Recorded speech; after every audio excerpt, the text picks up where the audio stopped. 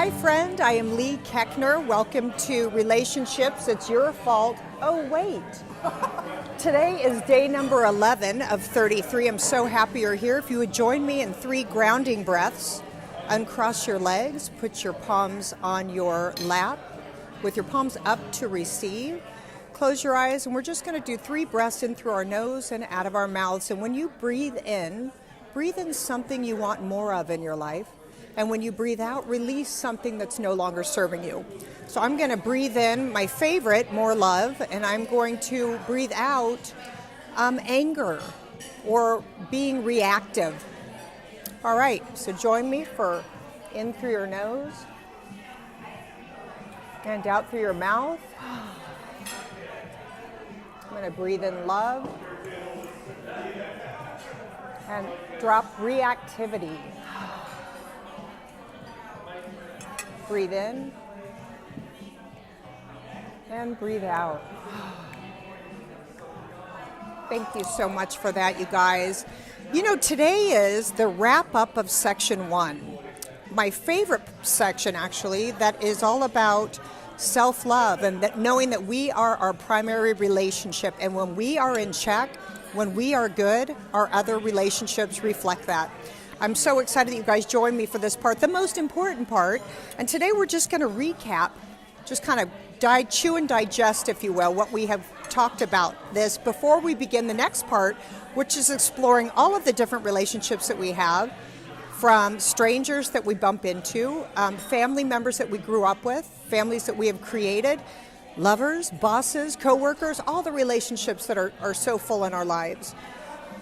The first thing that we talked about in this part 1 of relationships was to put yourself first. And so often that turns people off, that you're not putting other people first, you're so selfish. It's actually the opposite. When we put ourselves first, when we fill ourselves up with so much love, then it can bubble out on those around us. So often when people get married or they become a mom, they lose themselves, right, to their children.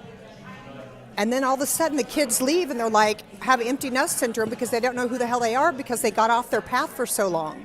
So I encourage people to fill yourself up, put yourself first. If you are married, you put your relationship second, and then you put your kids third.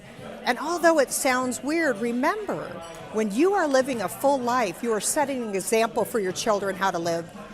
Carl Jung said one of my favorite quotes, which is, the greatest disservice there is to a child's life is the unlived life of their parent.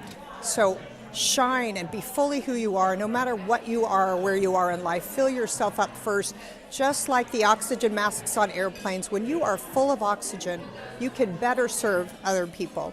So show up fully. Put yourself first, motherfucker. The next thing that I love is checking in with yourself. We check in with our friends, we check in with people who don't feel well, we check in with our dog. Check in with yourself. When you put your feet on the ground in the morning, close your eyes and put your hand on your heart and say, how are you today? What do you need? How can I help you? And show up in a powerful way for yourself. And if you're feeling crappy when you wake up, meet yourself right where you are. Slow down, be gentle with yourself. If you're on fire, get to it. Right? Share that energy. Check in with yourself. And if you are not used to doing that, set yourself an alarm 4 times throughout the day. The second you hear it, you uncross your legs, you close your eyes, and you say, where are you right now, and how can I help you? How can I take care of you? Compassionate self-forgiveness is one of the sexiest things we can do. Why? Because when we hold anything, it's like holding a hot coal. You're the only person that's going to get burned, right?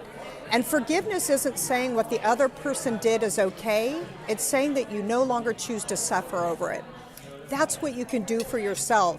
When I act crappy with my kids in the morning because I didn't check in and I spread myself too thin and I jump out of the bed on the wrong foot, and so I scream at my kids, hurry up, what are you doing? Get in the car. Why did you forget that?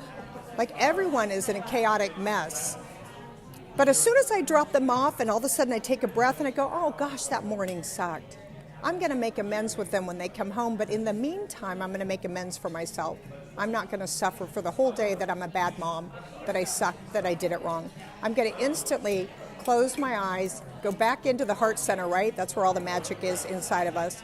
Go back there and just say, I forgive myself for judging myself as a bad mom. I forgive myself for judging myself that I suck. I forgive myself for judging myself as unorganized. I forgive myself for all the things that I thought.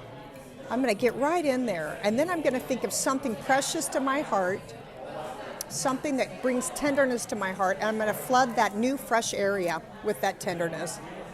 I'm going to forgive myself, fill it in with good stuff.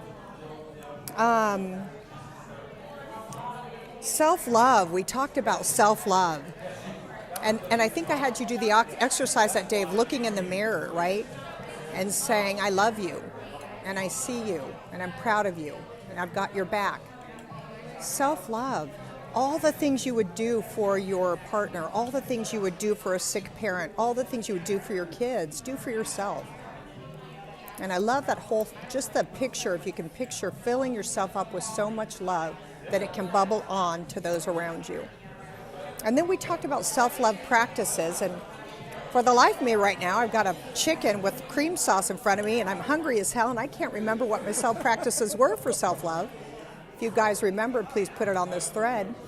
But it was just being kind with yourself, setting a daily mantra, that's it, that you can say every morning when you wake up. I say, my Lord, my God, use me to be of service. Allow me to be the woman you created me to be, and let me do it on a foundation of love.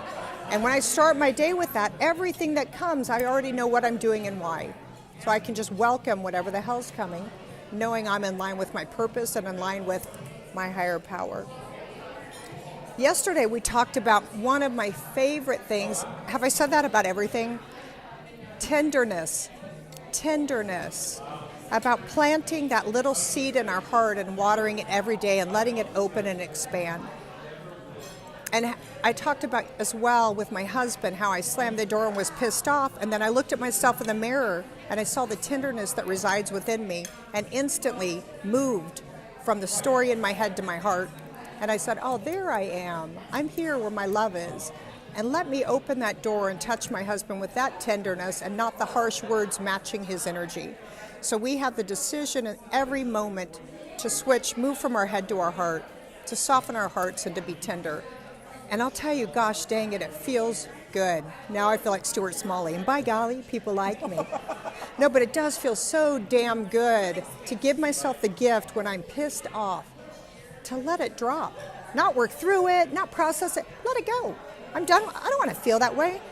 And find the way for you that is easiest for you to get into tenderness. And it might be looking at yourself in the mirror long enough to make the silliness go away.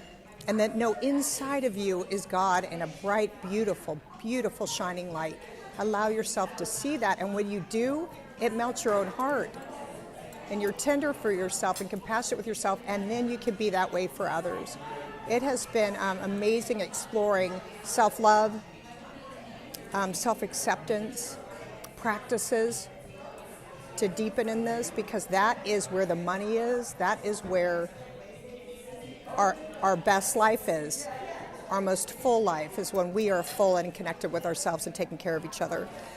My quote for today is, this quote, I don't know, I think I was like a little bit high on fairy pixie dust when I wrote this. I'm not sure what the hell it came from, but I want to roll around in shimmering sprinkles of love. And as the wind blows, it whirls onto others and decorates my path.